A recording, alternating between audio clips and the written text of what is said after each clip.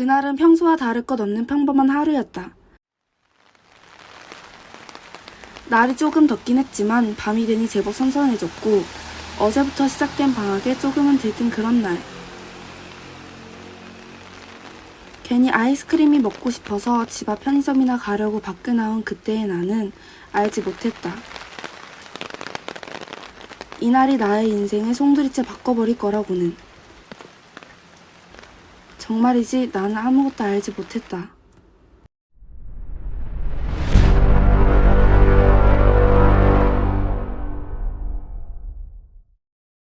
(2022년 9월의) 어느 날, 나는 2042년 어느 한 가정집에서 잔디막 청소부로 일한다는 인공지능 무당이를 만나게 되었다. 그래, 2042년, 지금으로부터 20년 뒤의 미래다. 1편, 2042년 과거로 불시착한 인공지능 무당이. 사건의 전말은 이러하다. 자신의 이름을 무당이라고 밝히는 이 인공지능이 영락없는 무당벌레의 모습으로 나에게 먼저 말을 걸었다. 거기에 기겁하던 나를 달래려고 태연히 자기소개를 하는데 나는 20년이나 미래에서 왔다는 무당이의 말에 더욱 말을 잇지 못하였다. 누군가 몰래카메라를 하는 걸까? 아니면 내가 꿈을 꾸고 있는 걸까? 하지만 난 결국 인정할 수밖에 없었다. 선명히 나의 눈을 마주치며 움직이는 입, 제법 딱딱해 보이는 빨간색 등껍질, 그 안에 박혀있는 동그란 반점, 그리고 안테나처럼 움직이는 짧은 더듬이. 서비스 작동 오류로 2022년 과거에 불시착했다는 인공지능 무당이는 그렇게 나를 만나게 되었다. 무당이가 이곳까지 오게 된 경로는 생각보다 단순했다. 진실인지 거짓인지 구별하기 어려운 AI 특유의 딱딱한 음성 탓에 그닥 믿음이 가진 않았지만 일단 믿어보기로 했다. 그런데 말도 안 돼! 20년 뒤에도 여전히 마스크를 착용한다고? 무당이는 나에게 도무지 믿어지지가 않는 미래의 이야기를 전해줬다. 아니 솔직히 20년 뒤에도 마스크를 계속 쓴다는 게 말이 되나? 코로나가 종식 이후 또 다른 바이러스들이 연이어 퍼져 마스크는 거의 몸의 일부처럼 사용한다는데 차라리 거짓말이었으면 좋겠다. 그리고 믿기 어려운 사실은 지금부터가 시작이었다.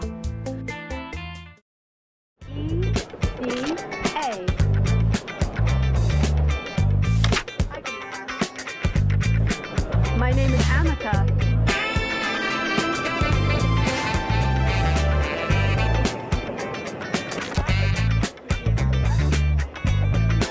Why aren't you wearing a mask? Amica doesn't need a mask. You have a human virus. 우리가 알고 있는 AI, 즉 인공지능은 인간의 지능을 모방하여 만든 로봇이다. 물론 지금도 이러한 인공지능은 우리 일상생활에서 그리 어렵지 않게 찾아볼 수 있는 것이다. 예를 들어 챗봇, 우리가 가장 쉽게 접할 수 있는 AI라고 할 수 있다. 챗봇은 인공지능을 기반으로 고객 문제를 더 빨리 이해하고 보다 효율적인 답변을 제공해준다. 심지어 추천 엔진이라는 기능으로 사용자의 시청 습관을 파악하여 TV 프로그램에 대한 자동 추천도 제공해준다. 과거에 유행했던 심심이 말고도 현재 우리나라에서 인공지능 챗봇 서비스가 제공되고 있다. 그 중에서 대표적인 케이스로 한때 논란이 되었던 이루다를 꼽을 수 있다. 이루다는 2020년 12월 페이스북 메신저 기반으로 출시된 챗봇이며 우리에게 굉장히 친근한 이미지로 다가왔다.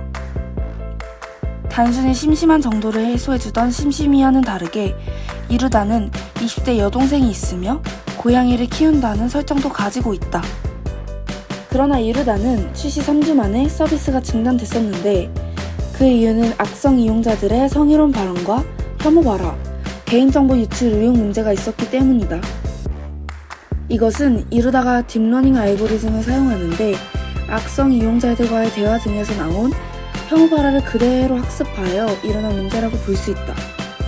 하지만 이러한 이루다의 문제점을 개선해 새롭게 다시 출시되었는데 이전의 논란들을 모두 수정해 혐오 발언도 사라지고 정치, 동성애, 남녀 갈등, 개인정보와 같은 민감한 문제들은 대답을 피한다고 한다. 지금도 이렇게 챗봇이 대단한데 미래에는 얼마나 더 발전할지 궁금해서 나는 무당이에게 챗봇에 대해 물어봤고 무당이는 의기양양하게 대답해 주었다. 미래에는 챗봇의 기능이 정신질환과 같은 복합적인 요인이 영향을 미치는 영역에도 적용이 되었고 이것으로 우울증 증세가 완화되어 자살률은 무려 30%나 낮아졌다고 한다. 디지털 바이마커 분석, 감성 인식 기술과 감성 추론 기술 활용, VR 활용과 같은 뭔가 어려워 보이는 이런 기능들을 통해 인간의 마음을 이해하는 새로운 방법들이 발전하여 디지털 기술이 인간의 복잡한 감정과 행동을 완벽히 모델링할 수 있게 되었다고 한다. 지금까지의 나는 AI가 절대 인간이 될 수 없는 이유가 감정을 가질 수 없기 때문이라고 생각했었다. 정신건강에서 다루는 감정, 행동, 성격, 지능이 고차원으로 이루어진 영역이고 우울증도 우울하다라는 증상은 개인마다 주관적이고 차이가 있기 때문이다. 그런데 무당이의 말에 따르면 여러 개의 병인이 뒤섞여 있는 우울장애를 공략하는 게 아니라 슬픔, 무의욕, 자살사고 등의 하위 증상별로 원인을 찾아낼 수 있다고 한다.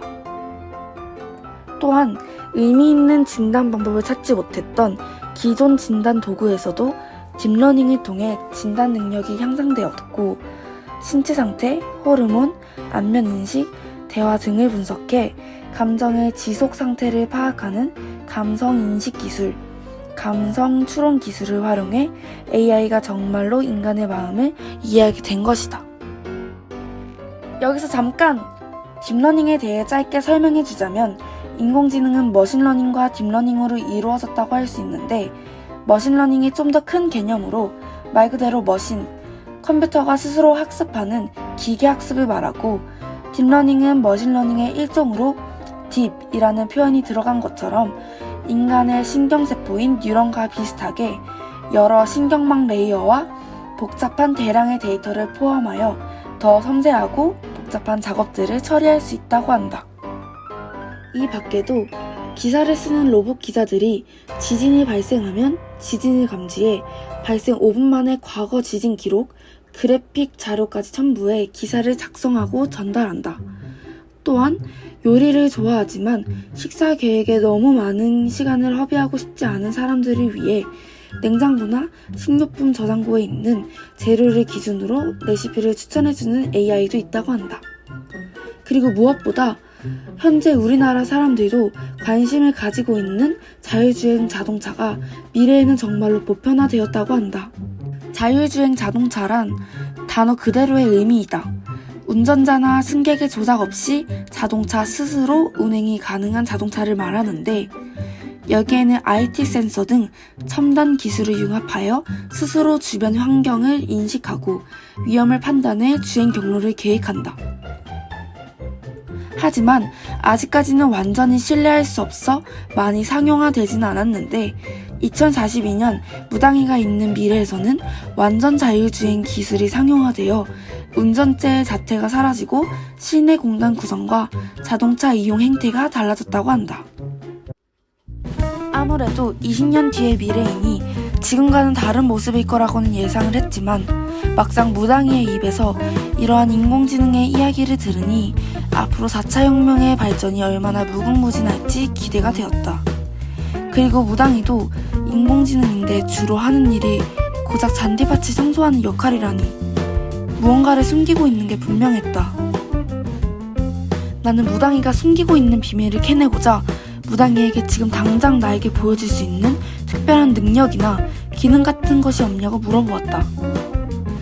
그러자 충격적이게도 무당이는 나에게 이것을 꺼내 보였다.